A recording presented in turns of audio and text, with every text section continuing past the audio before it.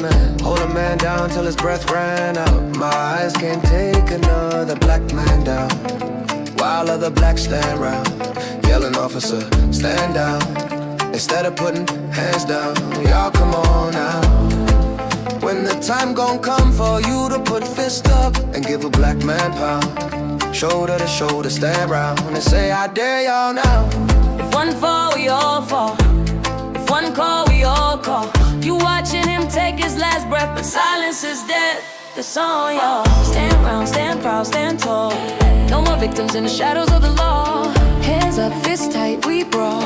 Justice no big gift, we must take it all. Stand round, stand proud, stand tall. Say it loud. Black skin sacred, can't erase it all. Heart strong, so deep we crawl, but still we rise, we break that wall. They say wait, be calm, be patient. But how many mothers gotta bury their baby? How many fathers gotta fake that strength when the world don't give them space to vent? I done seen dreams turn into chalk lines, seen a badge turn a man into a flat line, and we still post signs, still march streets. But how many protests till they feel defeat? You can't free your people with fear in your mouth. Gotta fight like your spirit was born in the South. Like Harriet walking with chains in the dark. Like Malcolm with a mission and fire in his heart. We broken, we just bruised. We still chosen, never used. When we rise for good. For our name, for our hood, we stand round. We stand strong. Been oppressed for far too long, but now we burning brighter than the sun. This battle just begun. Asking me to stand down while people just stand. All right. Welcome in. If you are in, if you are not in just yet, then you're probably not hearing this message. And it seems like every time that every week I'm having less and less time to hop on live streams. That's actually why I stopped recording the videos pre-recorded and doing them. I wasn't having enough time, and it seems like I don't even have time for these live streams anymore, which kind of sucks. I do enjoy doing them, and I especially enjoy when you guys come in and you participate in the chat, or you throw comments on the video. I definitely appreciate that. It makes it a little bit more entertaining to do and fun just to interact with somebody. But what we're going to be talking about today is Dan Bongino. Dan Bongino has decided to call it quits. He was the deputy director of the FBI. He's over there with Kash Patel. Everybody knows Kash Patel is running that shit into the ground, right? There's been reports and stuff about people saying that people that are inside the wire saying, hey, Kash Patel is doing a horrible, disgusting job with the FBI. It has no direction.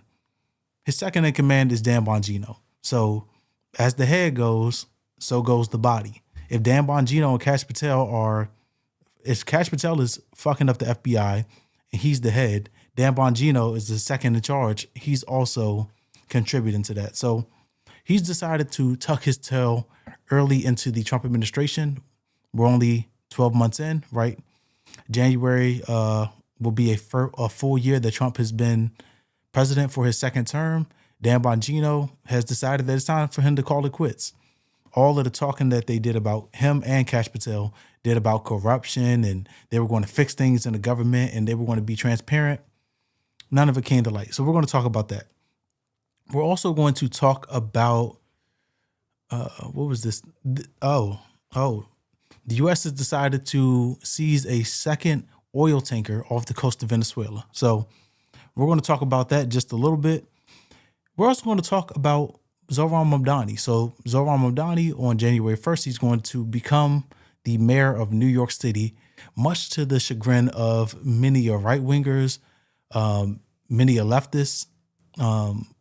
People were not looking forward to his mayoral, whatever you call it, him being in office. But January 1st, he's going to assume that office, and he had a 12-hour session where he was listening to, I think it said 140 New Yorkers air out their grievances. So we're going to talk a bit about that. And if we have time, we're going to talk about TPUSA. If you don't know what TPUSA is, it was Charlie Kirk's event that he used to run. The thing that he got assassinated, the event that he got assassinated at, was in partnership with his thing and Utah University. So they were in partnership. That's where he got assassinated. So they're starting to tour TPUSA, and Tucker Carlson and Steve Bannon are basically in opposition with Ben Shapiro for a number of reasons, but it's starting to cause a further divide of the right. So we may get to that a little bit in the end. I'm not entirely sure.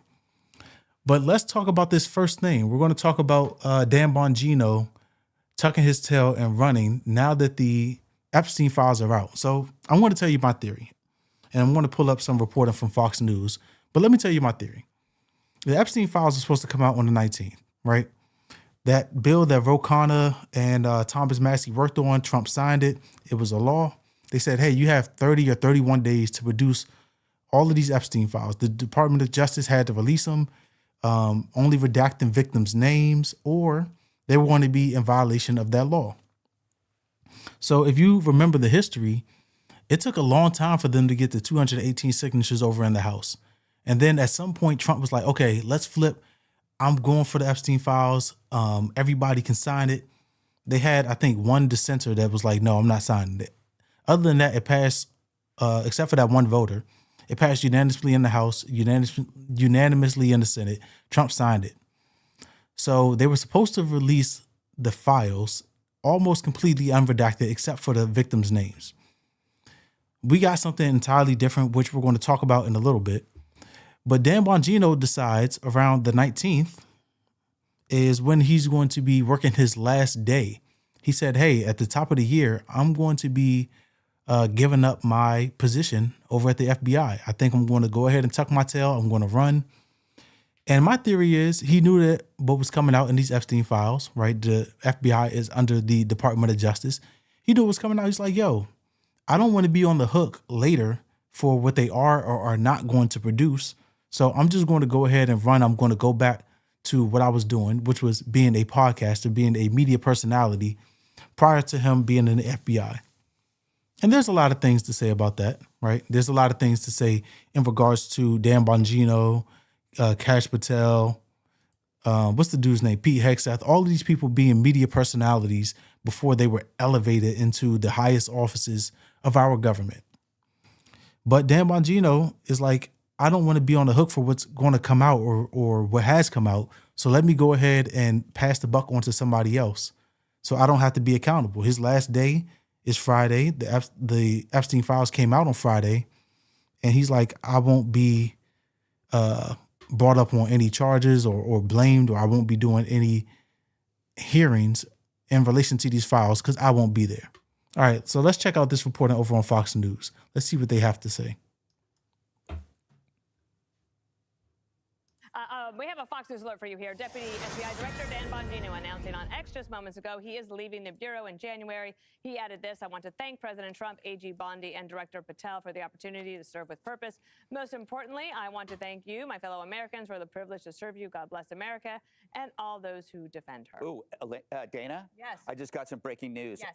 Fox is announcing a new show, Weeknights with Bongino. What time? 11 p.m. 11 p.m. after Gutfeld. Oh, that's Trace Gallagher. Yeah, don't. Well, it's Trace and Dan. One's going to be on each coast. With that. All right, up next. Hey, Sean Hannity here. Hey, click here. If you didn't catch the joke, part of the joke is that Dan Bongino wants to get back to just being a media personality. He said, I want to thank the American people for allowing me to serve and blah, blah, blah. The thing is, like, who did the FBI serve under this Trump administration? They didn't catch Charlie Kirk's assassin. They had to have help. The family turned them in. They preemptively said that they caught a suspect in that case, in the Charlie Kirk case. In the Brown University case, they also said, hey, we caught a suspect. End up having to release that person. Like, these folks that are over there running these departments are not doing it very well. And the reason why, it's easy to get up on the internet, as I'm doing right now, and criticize what's happening, right? You can get up on the internet, you can criticize, and you can say that people are doing it wrong. And that's perfectly fine, right? We have freedom of speech. We're allowed to voice our opinions on whatever's going on with our government, right? Whatever the issue may be. It's an entirely different thing to say, hey, I'm going to hold a public office and I can be held accountable and responsible for fixing the issues. I can be held accountable and responsible for my action or inaction. And that's what we're seeing with Dan Bongino. Kash Patel has repeatedly touched the fire and burned his hand sitting in his seat over at the FBI.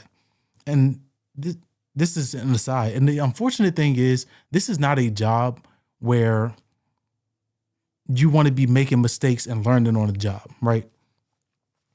There's a lot of jobs where one mistake is, it's not only does it cost, but it could be deadly.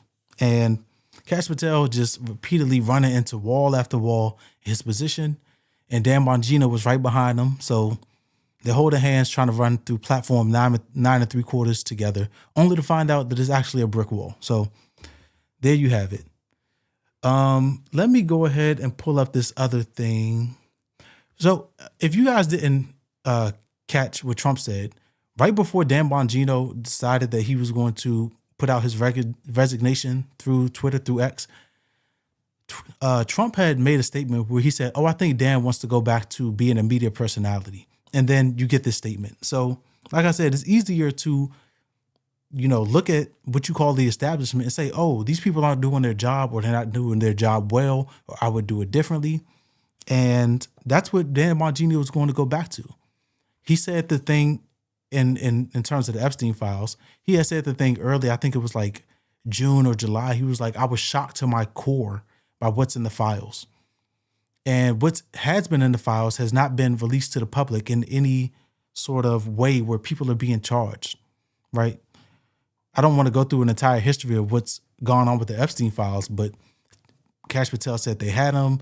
Pam Bondi said they had them. Then they said that they didn't have them. They said there was nobody to be charged and there was no more people that could be implicated or indicted on the Epstein files. And if Dan Bongino is true to his word, he's like, I don't want to be held responsible for the things that this FBI is doing or the inaction of the Department of Justice and the FBI. So he is on his way out. In terms of the Epstein files, the release that happened yesterday on the 19th, let's get this reporting from over on Axios. It says the Epstein files are out. Here's what's in them and what's still missing. I want you to take a look at this. This is an entire, 1, 2, 3, 4, 5, 6, 7 pages of completely black boxes. This says masseuses. I'm not entirely sure if all of these documents, I didn't go through the files. I'm going to tell you that right now. But I have been seeing what's been reported about the missing stuff and how much is released versus what's not released in these files. But this is 7 pages of completely blocked out information that says masseuses. I don't know if all of these are masseuses, if these are statements from masseuses or what's going on here, but this is not the transparency that the Trump administration promised us. They are going out of their way time after time after time to basically tell us you deserve nothing, right? We think that we're going to get transparency in the Trump administration, that they're going to come out and start releasing information. People are going to get arrested and be held accountable for the things that they may have done in conjunction with Epstein. And it turns out not to be the case. And then even when the law is passed and says, hey, release the Epstein files unredacted almost unredacted with just the victims' names blocked out, they said, no, we're going to do what the hell we want to do. So that's what we see here. So let's finish going through this article. It says, Department of Justice released thousands of Epstein files on Friday, but there are plenty more on the way. The Epstein files offer a deeper look into the sex offender Jeffrey Epstein and co-conspirator Ghislaine Maxwell, but the new collection leaves many files unaccounted for without a clear indication of when the rest of the documents might arrive. So I had seen something with Ro Khanna, which is the guy that co-sponsored this when it was a bill. It was him and Thomas Massie. Ro Khanna is a Democrat. Thomas Massie is a Republican. Ro Khanna was doing an interview after this release, right? The release of this information. And he was saying, hey, this is just like 2 gigs of information when Kash Patel said we had like 300 and something. He's like, this is less than 1% of what they said that they had. So we'll see what ends up coming out in the future. But in terms of what the Trump administration alluded to them having, or there are according to Rokan, the public statements of them having, we're not getting nearly as much as we should be getting. It says Congress gave DOJ a December 19th deadline to release the documents in its possession. The DOJ, as well as Democrat and Republican lawmakers, has slowly released some files over the last month, many of them coming from Epstein's estate. These are separate from the DOJ records from state and federal investigations. So I know that recently I had talked about the tour of Epstein's property over in his Little St. James Island. That's from his estate. These pictures that we're getting are from his estate. They've been released to the government. The government is releasing them. I believe it's Congress that's releasing them. But these are not part of the investigations and the interviews and the trial and the transcripts from the trial. That stuff is not being released by the Department of Justice. As you can see, that stuff is redacted. They're saying that it's classified and they don't want to embarrass people, that they don't want to put people out there that may or may not have been dealing with Epstein, and we don't have the full details. I'm going to tell you that's the wrong way to look at the situation. If somebody is in the files, like Bill Clinton is in a bunch of photos, you can tell us you're innocent until proven guilty. Now, if they bring up charges, you can tell us why the things are not as they seem at that time, right? Everybody has the opportunity to defend themselves if a trial is brought up. But the fact that they keep making roadblock after roadblock after roadblock, it was suspicious initially, but it's beyond suspicious. It's just a cover-up. That's something we've all known. But it's just like, what is the government doing? The people have demanded this stuff. A law has been passed demanding this stuff. And there's just like, nope, I'm going to give you my middle finger and I'm not going to do anything for the will of the people or follow the law. So we'll see if people end up getting indicted for this later on. But if it was me, if I advocated for protecting children and protecting those women and releasing the files, I would say that this is on the opposite side of that. So all the people that were for releasing the files, they don't seem to be doing the thing that they initially advocated for, which we like to call lying. Okay. It says the full trove of documents accessible here, which I'm not going to click. Transcripts from Maxwell's interview with Deputy Attorney General Todd Blanche. So I don't know if you guys remember, a couple of months ago, Todd Blanche went down to talk to Ghislaine Maxwell over in Florida, and then she got moved to that cushy prison over in Texas. I guess that's what they're alluding to here, the transcripts from that. I don't know how much of that information we got at the time, but I do remember talking about it. Probably have a video somewhere around here on that. It says surveillance video from the prison where Epstein offed himself in 2019. People saying that it was a self-delete, and people are saying that it wasn't a self-delete, right? They had that video. They said it was a minute missing. It was actually 3 minutes. They put the minute back, but it's not pointed at his cell. Just they're saying thing after thing after thing that failed at the prison. Oh, the guards didn't check. Oh, the video wasn't on. Oh, there is a video, but it's not at his cell. So that's where we are, right? A bunch of redacted files, page after page of files, and this is, I guess, the best that the tax money could pay for. The transparency that they said that we were going to get, we're not getting. So let's skip down to this part where it says what happens next. It says Blanche told Fox News prior to the release that the administration will miss Friday's deadline to release all the files, though more will be released on a rolling basis over the next few weeks. House Democrats said that they are exploring all legal options if the government missed the deadlines. This is the thing. If people don't have a healthy fear of the consequences, regardless of what the situation may be, whether it be Epstein specifically or the Department of Justice saying, oh, well, I know you gave us a deadline and we gave you some documents, but we're just going to do it our way. We're going to slow roll it and release them when we want to. If people don't have a healthy fear of consequences in whatever realm, this is what you're going to get. You're going to get people that play and play and play, and they never have any urgency to get to the result that they are supposed to be getting to, the release of these files in this specific case.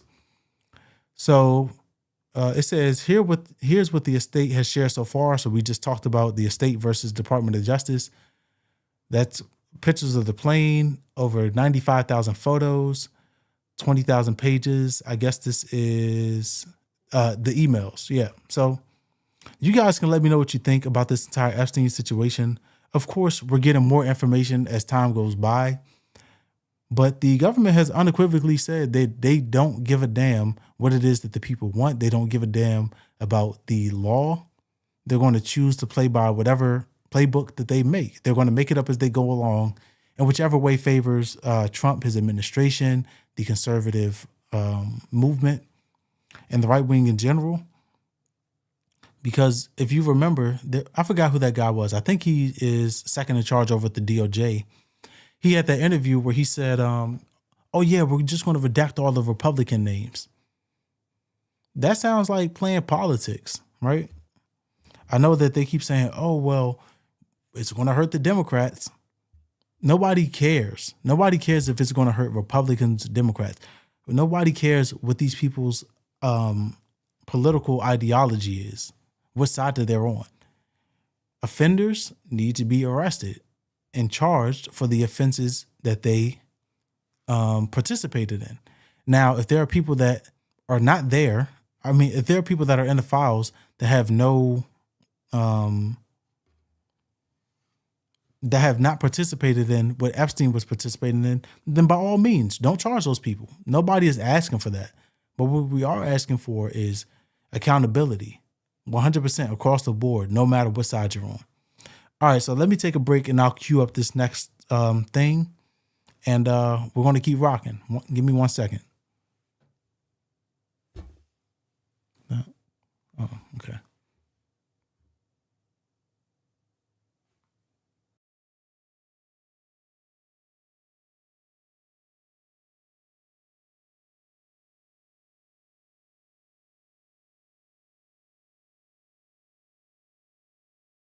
Asking me to stand down while people just stand around.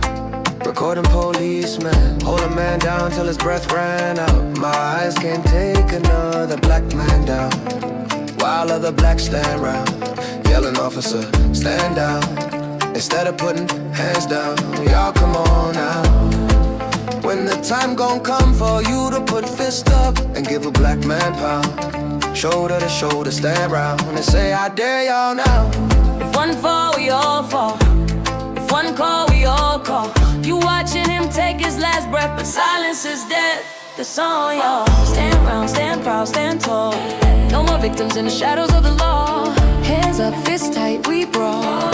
Justice no big gift, we must take it all. Stand round, stand proud, stand tall. Say it loud. Black skin sacred. All right, so I don't know if you guys remember, but I'm old enough to remember when Trump said that we were going to potentially go to war with Venezuela because of illegal narcotics. They were talking about fentanyl coming into the U.S., which admittedly is something that Trump has been talking about since he came into office. He's been saying, oh, well, we're going to stop all the fentanyl. He said that's why he did tariffs on Mexico. He said that's why he did some tariffs on Canada, I believe, as well. He said a little bit of drugs were coming into the country from there. And that's why he said that he did the tariffs over on China. He said he was going to ratchet the tariffs up. They were going to be accountable for allowing poison, which drugs are poison, that they were going to be accountable for allowing poison into the U.S. And that's why we were doing the tariffs. Well, fast forward, he said, okay, Venezuela, we're going to target Venezuela instead. They decided that Venezuela was going to be the next person to feel their ire about the war on drugs that the U.S. lost many, many moons ago. That we fought for decades, we lost. The drugs won. So they had this thing with Venezuela where they started saying that the leader over there was he was aligned with the cartels. They started calling the drug traffickers narco-terrorists. And it's been reported ad nauseum that a lot of drugs don't necessarily come from Venezuela. There are gangs that participate in other activities, but drugs is not necessarily their main export over in Venezuela. But I speculated early on, And many people speculated early on that this was all about getting the oil. Turns out we were right. Because for whatever reason, about a week ago, Trump decided that he was going to have the Navy take an oil tanker, right? So we took one. They said, okay, well, you're not allowed to have anything come out of the ports of Venezuela because you have drugs coming out of there and we don't like it. Nobody seems to be following the ideology that Trump is trying to push on why these things are happening. We've been bombing boats. Now we're still in oil tankers. We said it was about drugs, but we're taking oil tankers. And now we've taken the second one. So let's check this out over at Fox News, see the reporting that they have on this situation. Overnight, there was another deadly strike on a suspected drug boat, killing 4. This one in the eastern Pacific, closer to Colombia. This brings to 99 the number killed in these boat strikes, with no evidence made public that these boats are carrying drugs. This comes as President Trump is now calling for a blockade of all sanctioned oil tankers, and there are dozens. It was just a little over a week ago we saw that dramatic seizure of an oil tanker off Venezuela's coast with an elite Coast Guard team rappelling onto the ship's deck. Oil exports are the lifeblood of Nicolas Maduro's government, and President Trump has made no secret he wants him out of power. But with this military buildup, the attack on drug boats, and now this threat of more seizures, the risk of a dangerous confrontation in the standoff is increasing. Michael. Yeah, it seems like it's really escalating, Martha. Martha, there's a new controversy. I did not know Michael Strahan was reporting on Good Morning America. That's what's up. It's obvious, extremely obvious, that what Trump is trying to do is make it difficult on Maduro, make it difficult on the people of Venezuela so that they want him gone, right? I don't know if it's going to happen tomorrow, next week, next year, but at some point, if we keep ratcheting up what we're doing over there, seizing oil tankers, blowing up drug boats, at some point, the people are going to say, okay, we're going to get this other lady, I forgot her name, but the lady that won the Nobel Peace Prize, we're going to get her in if it gives us some relief. Because just as this lady on Good Morning America just said, Venezuela's main export is their oil. They were selling it to China and whoever else they were selling it to. But Trump's new strategy for why we should be placing sanctions and we should be stealing their oil is, oh, well, they're giving the oil to terrorists. If he's referring to the narco-terrorists, it's never even been proven that the people on the boats have drugs. It's never been proven that these people are even drug traffickers. Like we talked about at the beginning of this, drugs is not even the main export in terms of, not even the main criminal enterprise that the cartels over in Venezuela engage in. So what is it that Trump really wants? Of course it's the oil. Of course it's the money. Unfortunately for him, I was watching TYT, the Young Turks, and they were talking about the fact that Trump was trying to meet with some of the oil companies, and they were saying, okay, even if we do take the oil over there, or we take those that crude oil and we bring it here, we're not really trying to set up shop over in Venezuela because things are so unstable. They're like, hey, we kind of got screwed in the past with deals with Venezuela. We don't necessarily know if we want to be there in the long term, at least until the situation settles and their economy is a little more stable. So people have speculated that that is the reason why when he made that announcement on Wednesday, the announcement where he said he was going to give $1,776 to the U.S., all of the service members, people were speculating that the reason why he didn't announce that we were going to war with Venezuela is because his meeting with all the oil companies didn't go well. And if that's the case, I'm not going to lie to you. I hope that it stays that type of situation. There's no reason that we should be participating in any sort of deployment into Venezuela. Why would we want, or why do we even have the thought that our military should be going to invade Venezuela? I've talked about it multiple times on the channel, and I'm going to risk pissing you guys off by saying it again. We have 42 million people on government subsidized food assistance. Why are we trying to deal with other countries about who their leaders are and if their leaders are trafficking drugs? We have a Coast Guard to catch those people that are in the water. We have a Navy to catch those people that are in the water. All of this makes no sense. And the only way that it makes sense is how we're progressing right now. You start with calling these people narco terrorists. You start blowing them up. You start chastising the government and the media. And then you have a pretext. Okay, now we need to start seizing their oil tankers. Okay, now we need to seize their oil. And all of a sudden, we're in a full-blown conflict. None of this makes sense to anybody. But Trump, as we've seen throughout the past 11 months, he's one for the theatrics. He is one for the theatrics. So he's trying to find any semblance of support for the stuff that he's doing.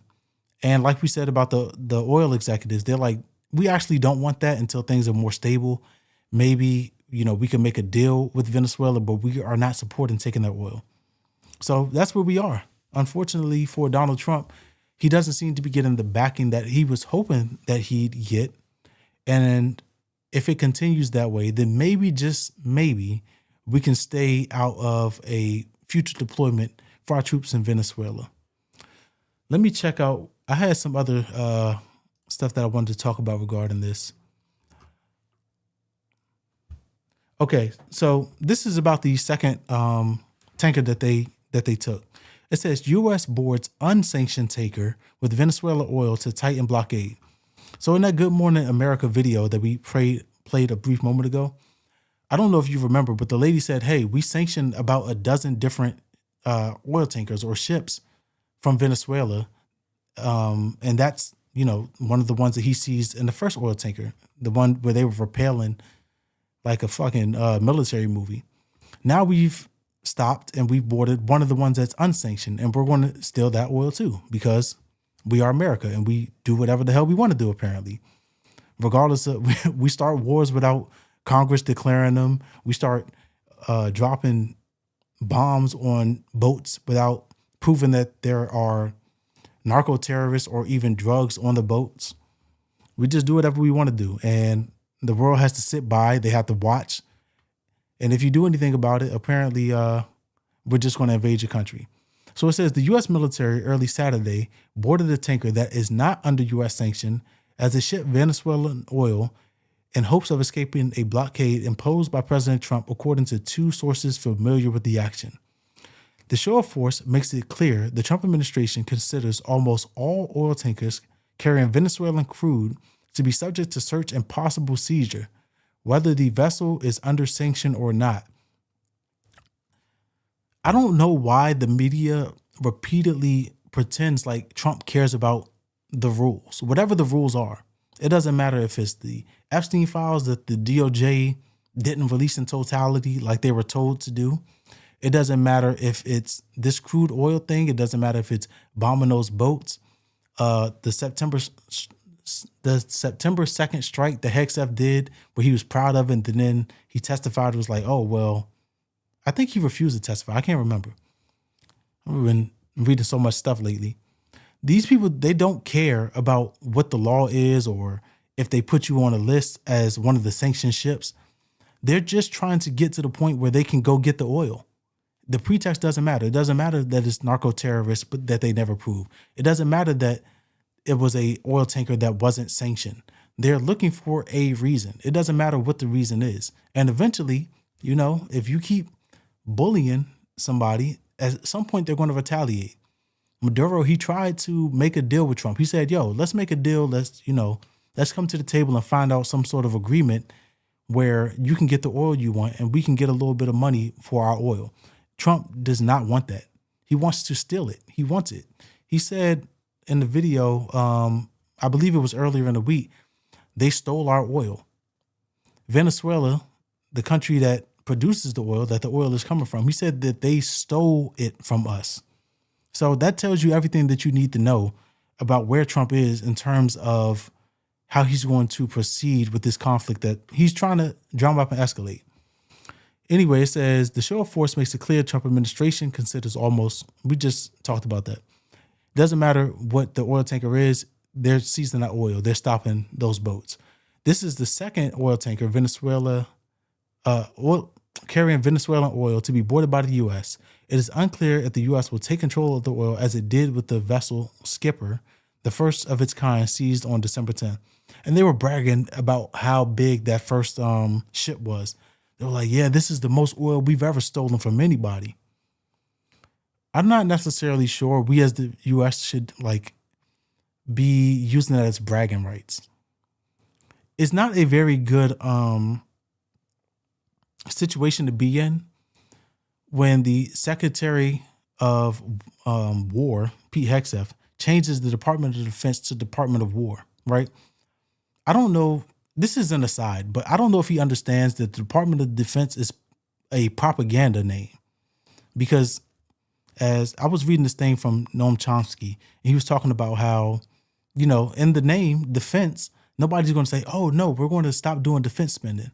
If you start saying that, oh, we're going to name it the Department of War, and we start blowing people up and stealing people's oil tankers, and they say, oh, well, this is stuff that happens under the Department of War, people are not going to like that. And the Trump administration is seeing that. We just talked about the fact that they don't care. Anyway, let's move on. Nicolas Maduro. Nicolas Maduro is not happy, right? I saw something a moment ago where he basically was saying that, they might have to retaliate. They might be ready to prepare their troops to go to war with the U.S., which obviously is not necessarily the situation that we want to be in. Trump, he ran on being the peace president. He said, hey, we're not going to start any new wars. And it's a lie. Now, I'm not going to beat a dead horse. You guys can let me know what you think about this entire situation. I think it's a mistake. I think that we're $38 trillion in debt. 12% of our population is on government subsidized food assistance. We're increasingly losing jobs, right? We're increasingly losing jobs to AI. They're building all of these data centers that are taking up electricity and fresh water. And we have so many problems as our economy starts to reach its maturity in this capitalistic system that we don't really have the capacity to be also going into another war. People have made the point, hey, we said that the Iraq war wasn't going to last that long. It lasted 20, 21 years.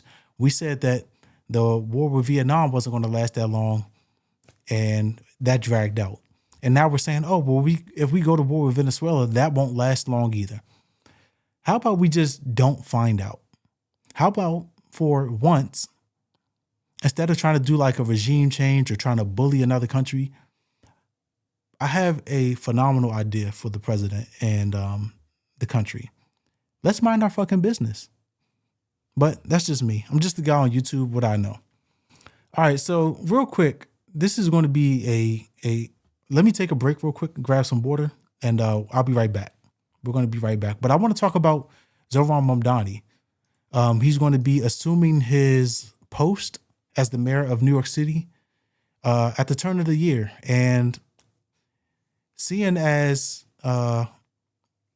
he's new to the position, he hasn't led definitely a city this size or managed anything of this size. He decided to meet with some of the voters, find out what's on their mind. So we're going to talk about that momentarily. Let me just get some water.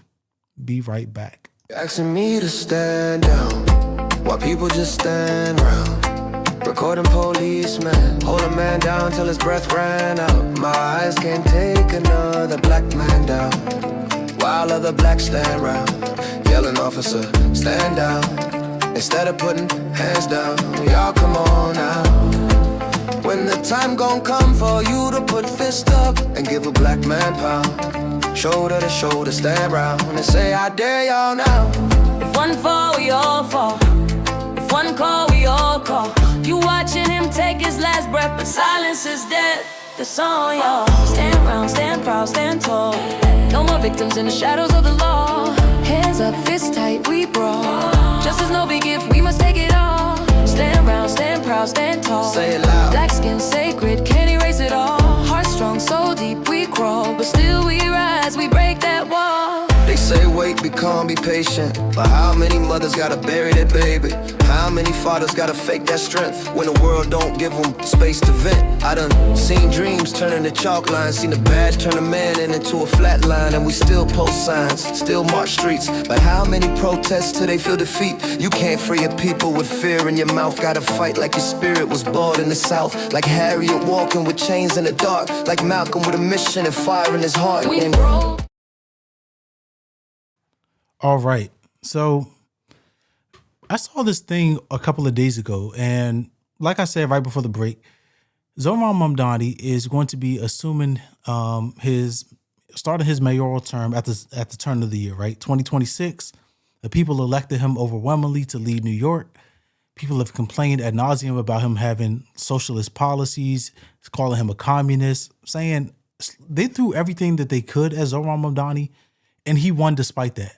Despite I think it was 26 billionaires that threw some money at the race. Some of them gave some stuff to Cuomo. Curtis Lewa said he wasn't dropping out. That thing is already came and went, right? So Zohran Mamdani, he is the guy. And in order to make sure that he hits the ground running, starts off on the right foot, and any of the other metaphors that you could throw at this situation, he said, hey, let me meet with some of my constituents and find out what it is that concerns them. He already talked about the free buses. He talked about the grocery stores. He talked about getting the healthcare workers to work alongside the police, even though people said that he wanted to defund the police, which he didn't say. He said, hey, let me meet with these people. Let me find out what's on their heart, what's on their mind, so that I can be a better mayor for their specific situation, if it makes sense in terms of making it a policy or making it a priority at this time. So I just want to show you guys a brief clip of what that looks like.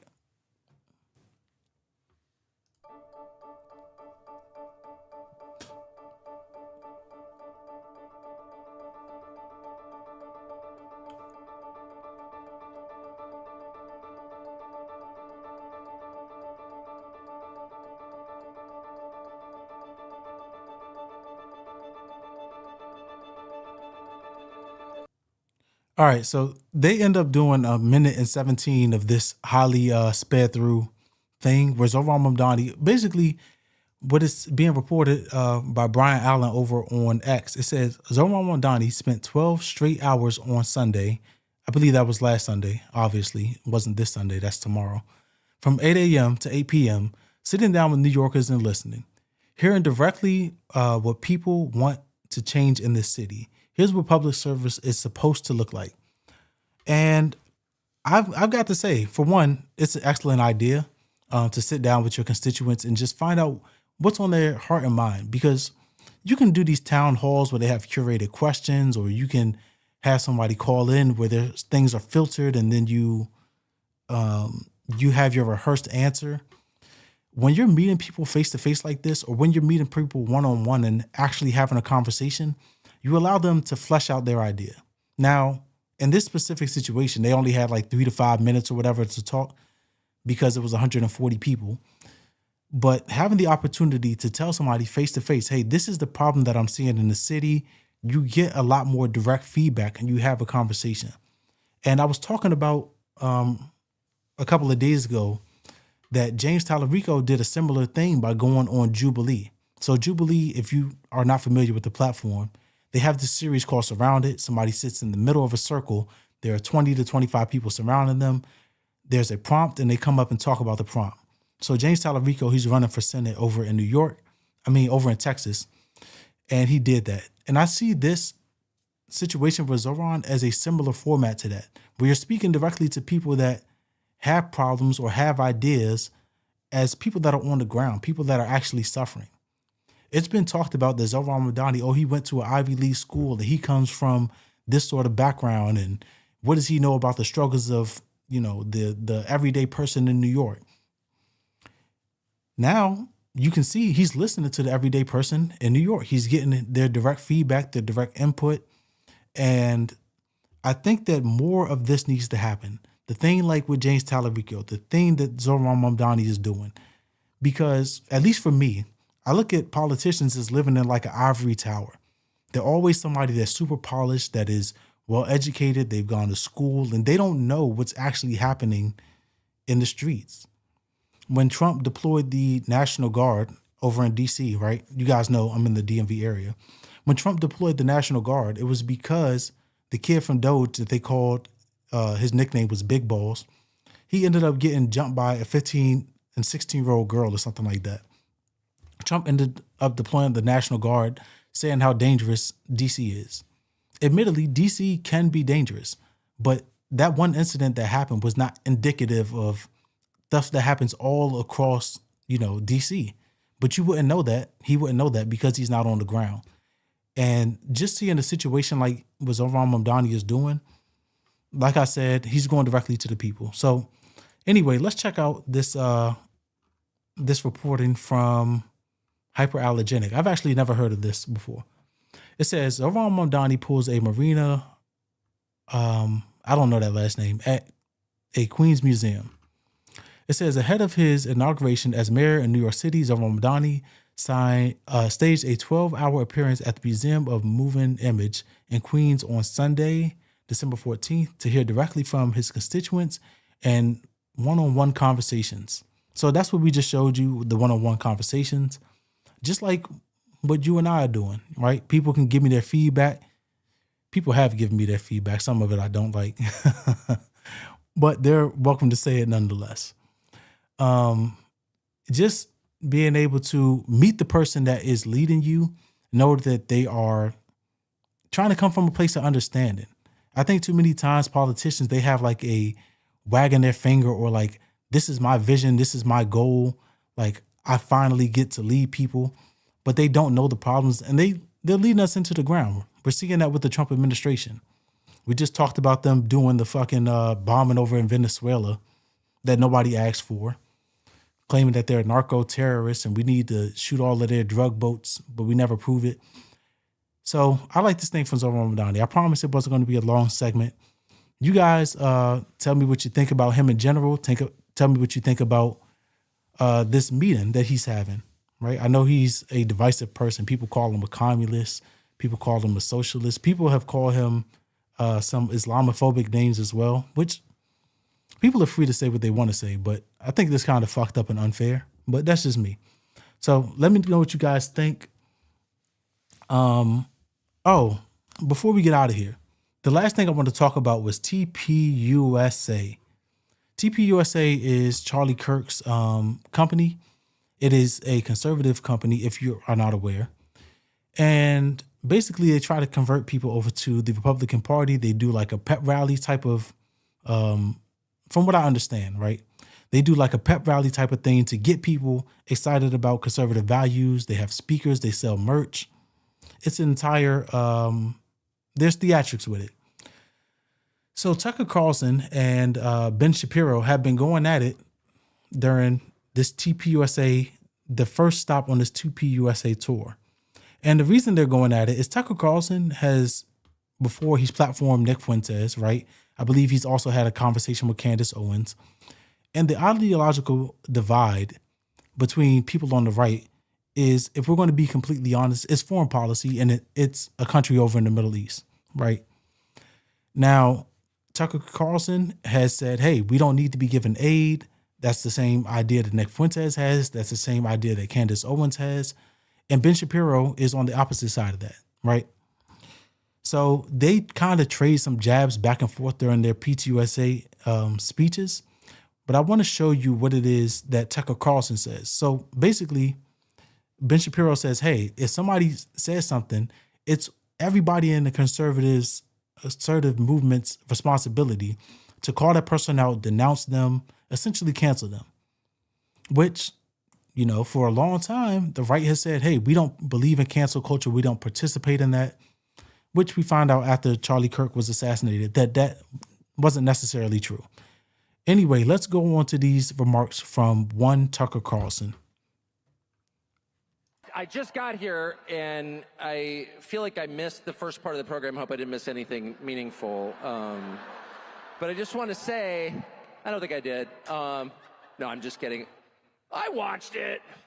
I laughed. That kind of bitter, sardonic laugh that emerges from you when, like, Upside Down World arrives. When your dog starts doing your taxes and you're like, wait, it's not supposed to work this way. To hear calls for, like, deplatforming and denouncing people at a Charlie Kirk event, I'm like, what? I thought that was an excellent point. How are you as Ben Shapiro going to tell people to denounce people? People need to be deplatformed. And Charlie Kirk, for all of the things that people didn't like about him, he seemed to be having a conversation with just about anybody. He's famous for not having any conversations with Nick Fuentes, which people can say it would happen in the future or whatever it is. But Charlie Kirk has been a proponent of free speech. So for Ben Shapiro to get up on stage and essentially say, hey, we need to start ostracizing people is a blatant and obvious contradiction of the ideas that Charlie Kirk had for his company Turning Point. That's hilarious. Yeah, this is hilarious. Actually, one of the clips I was listening to myself, thinking as I often do when I hear myself speak, which is never, because I never watch myself, but at these events they always play like the role of you. And I'm like, that guy is pompous. Woo! Sorry about that. That was a We don't dead see joke. ourselves That's clearly. But the prediction that, at some point when Republicans took power again, which I did everything I could, to help, and really felt that was important. I still think, I was right. But I really thought that the impulse to deplatform people, or even to use the word platform as a verb, which it's not, it's a noun, don't steal my nouns, deplatform and denounce. Why haven't you denounced somebody else? The whole like Red Guard cultural revolution thing that we so hated and feared on the left that we did everything we could to usher in a new time where you could have an actual debate. I mean, this kind of was the whole point of Charlie Kirk's public life. And I think That's true. I think that he died for it. I really believe that. And I know a lot about it because the last several months of Charlie's life were devoted in part to... He's being very long-winded. I'm going to go ahead and speed this up just a little bit. I want to put it on 1.5. To arguing about this event, in fact, this speech, in fact, my speech here, which he asked me to do earlier this year, this summer, and was immediately put under just immense pressure from people who give money to Turning Point. I would assume good people, but who wanted him to take me off the roster. And this... I don't know if people remember that. So earlier in the year, as the MAGA and right, as they started to divide ideologically, and Tucker Carlson was saying certain things, people wanted him to basically denounce Tucker Carlson. People wanted him to say, hey, Tucker Carlson can't come to Turning Point USA anymore and speak. And Charlie was like, I'm not doing that. If our ideology says don't cancel people and it's a big tent and everybody's allowed in it, then me telling my friend that he can't speak because I don't agree with his views or my donors don't agree with his views is a stark contrast to what we are supposed to believe in. So that's just the context there. Charlie Kirk said he wanted Tucker Carlson to speak. There were a lot of his donors or just people that were in the conservative movement that didn't like what Tucker Carlson had to say and didn't want him to speak. This has all become public, and the whole thing is so sad that I never talk about it, except to say Charlie stood firm in his often stated and deeply held belief that people should be able to debate, and that if you have something valid to say, if you're telling the truth, you ought to be able to explain it calmly and in detail to people who don't agree with you, and that you shouldn't immediately resort to shut up racist. You shouldn't immediately go to motive. By the way, shut up racist is the #1 reason I voted for Donald Trump. And because I'm just sick of it. I mean, first of all, if I was a racist, if I was a bigot, I would just say so. Okay, it's America. You're allowed to be whatever kind of person you want. I'm not. I'm sincerely opposed, have always been, and will always be. But the style of debate where you prevent the other side from talking or being heard because you immediately go to motive, well, I wonder why you're asking that question. I wonder why. Why are you asking that question? I detect in the question a certain evil in your soul. And everyone listening should know that listening to you implicates them, and that they someday may be asked to denounce you, and that friendship is not a reason to defend someone. So that is Tucker Carlson talking about a situation that happened with Ben Shapiro over at the at Turning Point, right?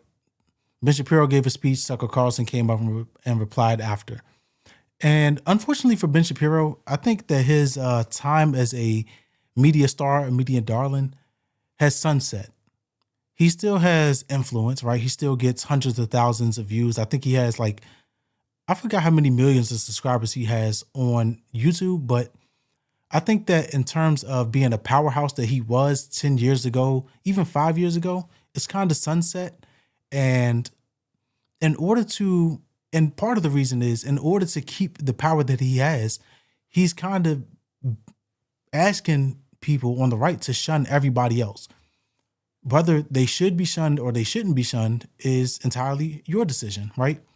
I said before that this entire thing reminds me of like the quote from Eminem, "We as the people decide if Shady's as bad as they say he is he the ladder or gateway to escape, media scapegoat," right? People get to decide, hey, do I agree with these people in the media or do I disagree with them, and why do I disagree with them, or why do I like them, right? It's an individual decision. But Ben Shapiro is having to fight the war on 1,000 different fronts. He has to fight Tucker Carlson. He has to fight Candace Owens. He has to fight Nick Fuentes. And all of these people have done collaborations, and that's only growing their audiences. And I don't know that Ben Shapiro has those allegiances in the conservative movement anymore. He has his company Daily Wire, and they do what they do over there. He has Matt Walsh. But in terms of continuing to grow into the future, from what I understand, the Daily Wire already has financial issues, right? They have financial issues. They're a sinking ship. But you have these three people that, even though they don't like each other, they have collaborated. They're continuing to gain traction and audience. And I always see them going viral. I don't necessarily see Ben Shapiro going viral. And then on top of those three people, he also had a statement that was issued about him by Steve Bannon. So here's Steve Bannon and what he had to say at the same Turning Point USA event. And as an aside, Steve Bannon, I don't know how much money this dude has, but he always looks like shit. He always looks like shit. He's always wearing ill-fitting clothes. And, you know, for somebody that I would presume is rich as hell, maybe an iron would be nice. But here are his comments on Ben Shapiro. Now, Benji Shapiro sat up here last night, and he was all, you know, I'm going to speed this one up a little bit too. Just to 1.5. Let me know if it's an issue. I'll slow it down, but you know, it's all about the truth. Ben, I've known you a long time, brother. You can't handle the truth. Let's face it, Ben Shapiro is the farthest thing from MAGA. Let's be blunt. He is a hardcore never-Trumper. He's a hardcore never-Trumper. In the spring of 16, he tried to upend Breitbart. He walked off the job, made a big deal about some incident in Mar-a-Lago with Corey Lewandowski. He tried to turn it to Ted Cruz from Donald Trump because he hated Donald Trump. In the general election, he barely supported Donald Trump. The first sign of when President Trump gets sent back to Mar-a-Lago, the very first individual that jumped on the Ron DeSantis train, the Israel First train, was Ben Shapiro. And those are the darkest days we had. In 21 and 22, you guys were there. He's consistently been against Trump, and now that President Trump doesn't back the Greater Israel Project. What is Greater Israel? It's not about Israel itself. It's about an expansionist Israel. So Steve Bannon, he said the 21 and 22 were the darkest days for MAGA. And that's because he thought that he was going to prison. Well, I think Steve Bannon actually did go to prison. But the point is, the right is having a hard time. I believe that there were already fissures and fractures before Charlie Kirk passed, and there continue to be, and there are more growing fissures and fractures. And Ben Shapiro seems to be standing on an island alone, right? I know that he started talking about, Steve Bannon started talking about Israel at the end, and I don't necessarily want to get into that. The point is that Ben Shapiro has a entire army against him in terms of conservative influencers, and he seems to be losing his luster. He's responded to them in kind, right? And he's had some decent responses, some decent arguments back. But people just don't seem to be looking for that brand of conservatism anymore, and he's losing out. So we'll see what happens as these things continue to develop. But his opponents seem to be gaining more and more power as each of them collaborate, as new stories come out, as they make new arguments, and he has to fight on 1,000 different fronts. So I just thought that was interesting. You guys can let me know what you think. I appreciate that. I definitely appreciate that. It says in the chat, first time listening to you, you have a smooth, calming voice. My wife tells me that I'm very monotone, but she's been married to me for 4 years, so there's something about it that she likes. I appreciate that comment. You guys let me know what you think about the stuff that we cover here today. If you have any comments, drop them down in the chat, and I will catch you guys next time. And if I don't see you before the holidays, Merry Christmas, Happy Holidays, Happy New Year. Be safe. And as we used to say when I was in the military, don't add to the population and don't take away from the population. Till next time. Peace.